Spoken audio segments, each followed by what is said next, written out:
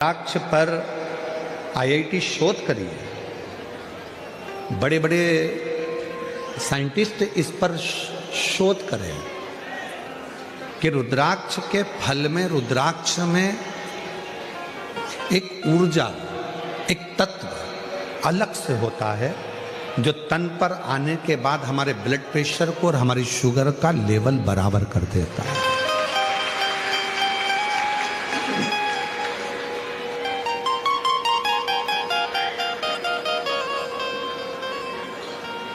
वो हमारे शुगर के लेवल को बराबर कर देता है, बराबर।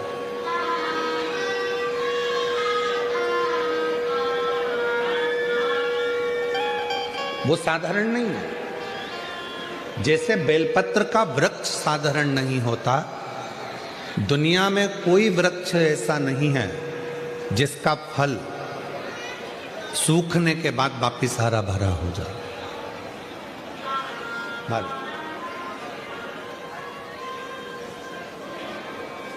दुनिया में केवल एक बेलपत्री का वृक्ष ऐसा है जिसका बेल का फल बेल के पेड़ में लगा लगा यदि सूख भी जाता है तो सूखने के बाद बेल वृक्ष उसको वापिस ताजा कर देता है, हरा कर देता है और वापिस वो भर जाता है।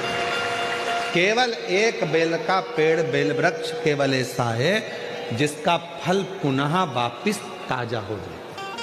अगर किसी ने फल को नहीं तोड़ा, वो फल लगा हुआ और उस फल को लगे हुए फल को कोई नहीं तोड़ रहा है तो वो फल लगा लगा लगा लगा लगा लगा वापिस ताजा हो जाएगा, वापिस निर्मल हो जाएगा।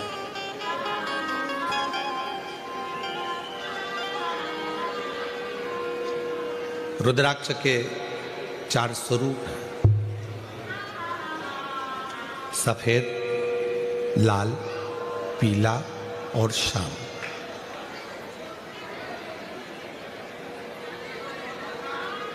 एक सफेद रुद्राक्ष भी होता है, एक लाल रुद्राक्ष भी होता है, एक पीला रुद्राक्ष भी होता है, एक सफेद रुद्राक्ष भी होता है।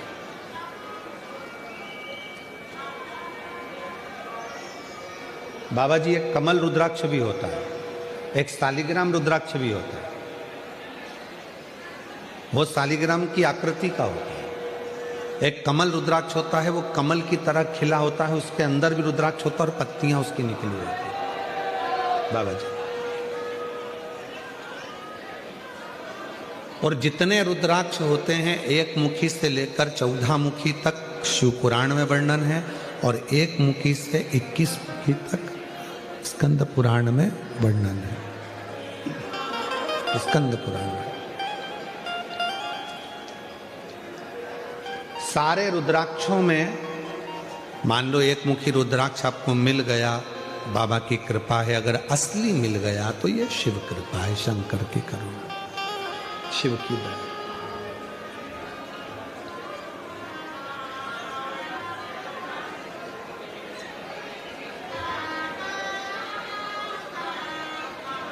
पर संपूर्ण रोग, संपूर्ण दुख, संपूर्ण तकलीफ, संपूर्ण बीमारी, संपूर्ण कष्ट, संपूर्ण समस्या का हल करने के लिए 2 रुद्राक्षों का महत्व का है।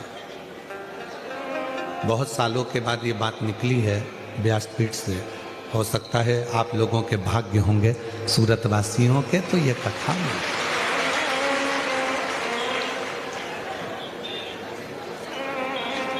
2 रुद्राक्ष ऐसे होते हैं जो संपूर्ण बीमारी के लिए, रोग के लिए, तकलीफ के लिए, कष्ट के लिए, दुख के लिए निवारण का कार्य करते हैं। वो है पहले नंबर पर 5 मुखी रुद्राक्ष। क्यों? शिव पंचानंद है। भगवान शंकर का एक मुख अघोर मुख है। अघोर मुख, अघोर मुख का मतलब है कि उनको क्रोध नहीं आता। अघोर मुख का मतलब है कि वो शांत स्वरूप है। कर्पूर घोरम करुणा तारम संसार सारम कर्पूर करुणावतारं संसार सारं भुजगेन्द्रहारं सदा वसन्तं हृदयारविन्दे भवं भवानी सहितं नमामि। जैसे आरती होने के बाद में कर्पूर गौरम जब हम गाते हैं और उसमें कपूर को अग्नि में डालते हैं, कपूर को अग्नि में दिया जाता है। आपको सबको कथा में हमने पहले भी वर्णन किया कि कपूर किसका प्रतीक है।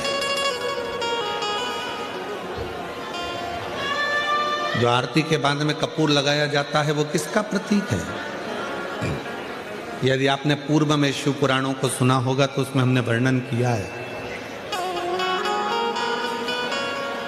पूर्व में अश्वमेध यज्ञ होते थे।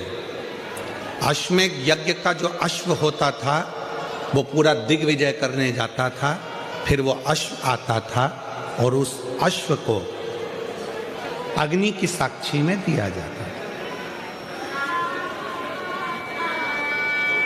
अब आज का व्यक्ति तो इतने सारे अश्वमेध यज्ञ नहीं कर सकता। आज के व्यक्ति के पास टाइम भी नहीं है, तो वो यज्ञ भी बड़ी मुश्किल से कर पाता है, हवन में भी बड़ी मुश्किल से बैठ पाता है। अश्वमेध यज्ञ का पुण्य कैसे प्राप्त हो, तो भगवान राम जी ने अपने गुरु विश्वामित्र जी से ये पूछा था कि हमें, वशिष्ठ बाबा से पूछा था कि हमें अश्वमेध यज्ञ का फल रोज प्राप्त हो।